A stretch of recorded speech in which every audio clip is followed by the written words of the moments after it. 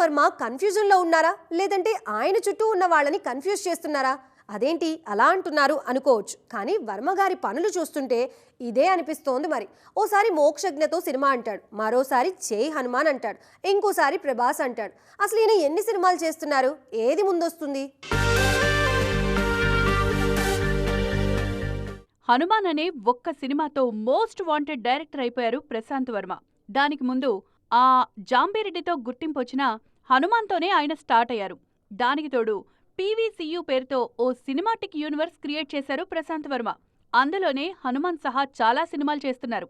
కానీ ఈయనెన్ని సినిమాలు చేస్తున్నారనేది అందరికీ కన్ఫ్యూజనే. హనుమాన్ తర్వాత దానికంటే ముందు చాలా సినిమాలకు కమిట్ అయ్యారు ప్రశాంత్ వర్మ.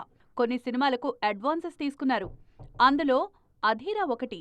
నిర్మాత డివివి దానయ్య కొడుకు కళ్యాణ్ హీరోగా మొదలైన ఈ సినిమా ఇప్పటికీ రాలేదు. టీజర్తోనే సరిపెట్టేశారు ప్రశాంత్. పైగా దీనికి దర్శకుడు మారారిప్పుడు. అలాగే మోక్షజ్ఞ సినిమా అనౌన్స్మెంట్ దగ్గరే ఆగిపోయింది. మోక్ష సినిమాపై తాను కాదు నిర్మాతలే చెప్పాలి అంటున్నారు ప్రశాంత్ వర్మ. ఇక రణ్వీర్ సింగ్ సినిమా ఆదిలోనే ఆగింది. పీవీసీయూలో భాగంగా ప్రస్తుతం మహాకాళి సినిమా నిర్మిస్తున్నారు వర్మ. వాటితో పాటే జై హనుమాన్ పై వర్క్ చేస్తున్నారు. లేటెస్ట్ గా ప్రభాస్ సినిమా సైతం ఉంటుందంటున్నారు. అసలు ప్రశాంత్ వర్మ ఇవన్నీ ఎప్పటికి పూర్తి చేస్తారు అనేది ఆసక్తికరంగా మారిందిప్పుడు.